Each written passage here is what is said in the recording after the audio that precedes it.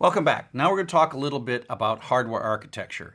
You might ask yourself sort of why all these terms and words and central processing unit. What I want from this section is I just want to define a few terms so that I can use them in the rest of the course. That's really it. I want you to have some sense of the basic block diagram of things. Now, in the old days, I'm going to show you three generations of hardware. I'm going to show you really old hardware from the 60s and 70s.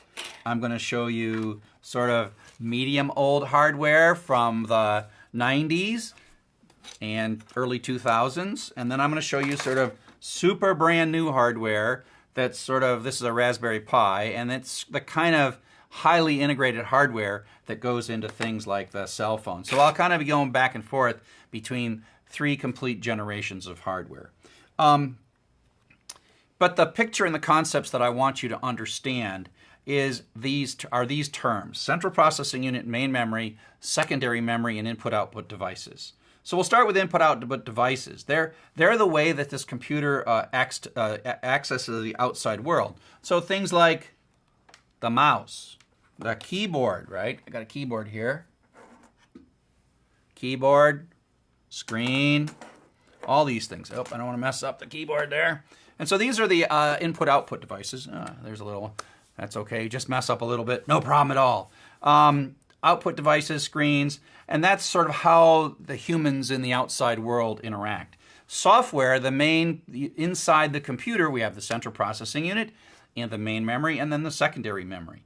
And so it's probably easier for me to take neither the oldest nor the newest to give you a sense of what's going on here. And so if you had a desktop, and maybe you still have one of these junky old desktops at home, they're the ones that are big and they make noise when they start up. They have in them a number of different parts. And the closest thing that a computer has to intelligence is this. Central Processing Unit, CPU is what we call them. And if you look at the back side of this CPU, it is actually a circuit. It's a highly sophisticated circuit with millions of transistors on it, and you probably heard that, millions of transistors. It runs maybe 3 billion instructions per second. What does that mean? Well, that means that an instruction is a set of electrical pulses, maybe 32 little wires or 64 little wires, and at 3 billion times a second, this is programmed to ask what's next. And it pulls what's next in these little electric wires. Well, where does it get the answer to what's next? It gets the answer to what's next out of the memory. And so your program, when you write a program, let me draw this. When you write a program, you create a file on the secondary memory, like a Python file. And then at some point that is loaded into the main memory, translated, and then your program is here. And then when the CPU says what next, your program feeds its first instruction. And then when that's done, the CPU says what's next and feeds a second instruction, third instruction, fourth instruction. It's called the fetch execute cycle. And these two parts, the CPU and the main memory, are what participate. And the main memory is where you kind of live. Somewhere in there, a little tiny version of yourself is in there answering the questions that this is asking. Now you might say, how smart is this? It's not really very smart at all. It's a really fast hand calculator with lots of storage is the best way to think about it. And going back to the 60s and the 70s, this is a piece of hardware from a computer that was the size of a room with probably 20 refrigerators, all with modules that make this up. And in here, while you probably can't see it, you've got resistors, transistors, and capacitors, and then wires. The wires are all printed on this printed circuit board, otherwise known as PCB. And so the closest thing this has to intelligence are these transistors. And at their simplest, what they can do is they can sort of make really simple yes-no decisions. And then they also can be used, if you hook them together the right way, to store a little bit of information. And so when we say there are millions of transistors packed into this little tiny square right here, it's kind of pretty. I mean, if you look at it, it's sort of, it has like it looks almost like a jewel. It's so pretty. And each one of those is a real tiny photo imprinted transistor. And so there are millions of this. And so the difference between 60, and today is this part gets smaller and smaller and smaller to the point where literally thousands of these things are all squeezed into that little square. And coming back to sort of the mid-grade one, so this one here is the motherboard. This part here is the motherboard because it's the mother of all boards, and it connects everything together. All these components plug in, and that's how they're connected together.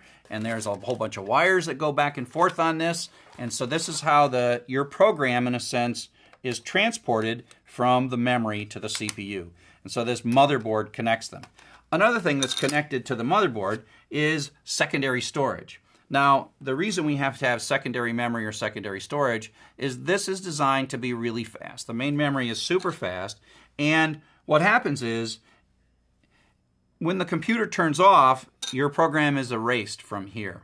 And so I originally said that you write your program and you put a file in here, a PY file, and this is the same place that your Word files are and your PowerPoints are, and then the PY file is kind of loaded and translated into the main memory, and then when the computer shuts off, all this data goes away. Secondary memory is permanent. This does not get shut off.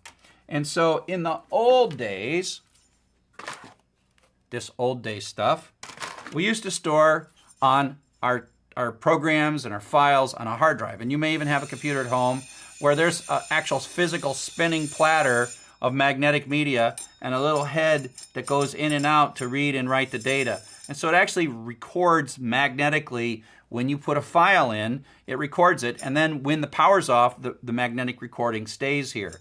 And so these things, physical disk drives, are kind of becoming extinct because all the data is in little USB sticks like this, and that's a perfectly good version of secondary memory.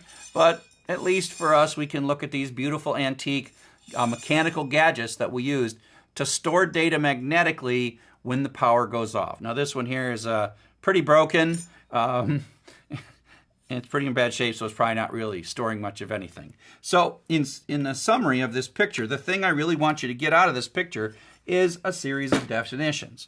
The central processing unit is very simple. It's the closest thing computers have to brains, but it wants to answer the question what to do next, but we have to feed through memory the answers, which is your programs, and then we have input devices, output devices, the main memory, and then the larger permanent storage in the secondary memory.